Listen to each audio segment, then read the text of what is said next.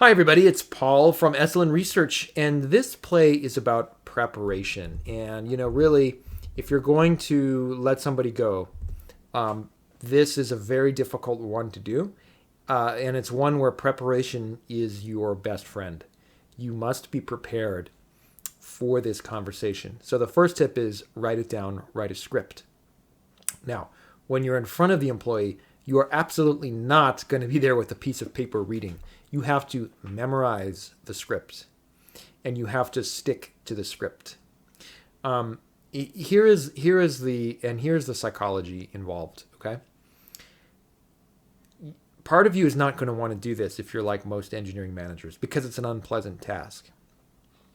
But what you can't do, the biggest disservice you could do to the person that's being let go, is to disassociate yourself personally as a manager from the task. Okay, here's what I mean by this. If you went in and said, I hate to do this and this is really hard for me, it sounds very disingenuous. You think it's hard for you as a manager? Imagine what it's like on that other side of the table. So my overall tip to you is you must own it. Okay, this is part of your job, is to let people go like this that are low performers. And they're either low performers or frankly, they could just be bad fits, right?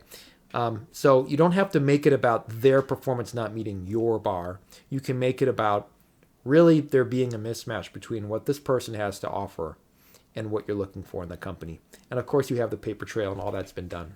But you must own it, okay? Do not distance yourself from the whole process.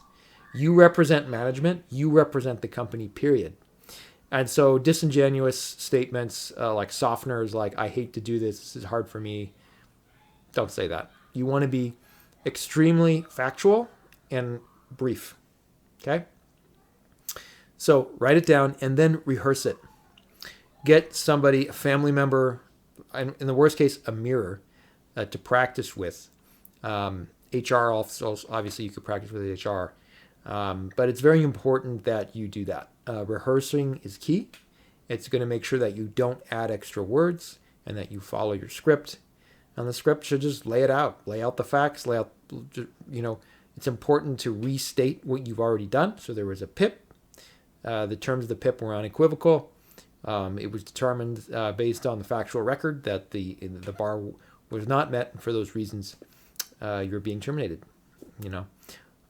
Make sure you have the benefit information and leave it at that. It's important to also understand that in the ones that I have done, just to give you a tip, a lot of people expect a confrontation. It's good to mentally prepare yourself for confrontation, perhaps. And if you think that there might be one, it's good to prepare yourself mentally. And frankly, if you're really concerned, maybe even have security involved. But I can tell you from experience, unfortunately, I have had to do this.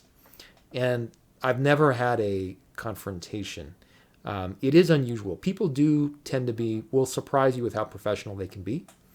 And for a lot of people, it's actually a relief, frankly. To hear that they've been fired is a relief for them. Because finally they realize, okay, I've been trying and it's not working. Okay. So although you want to be prepared for the worst, in my experience, things can actually turn out pretty okay. It's actually, again, a win-win outcome. So do that, practice and rehearse, and come back and we will finish this playbook.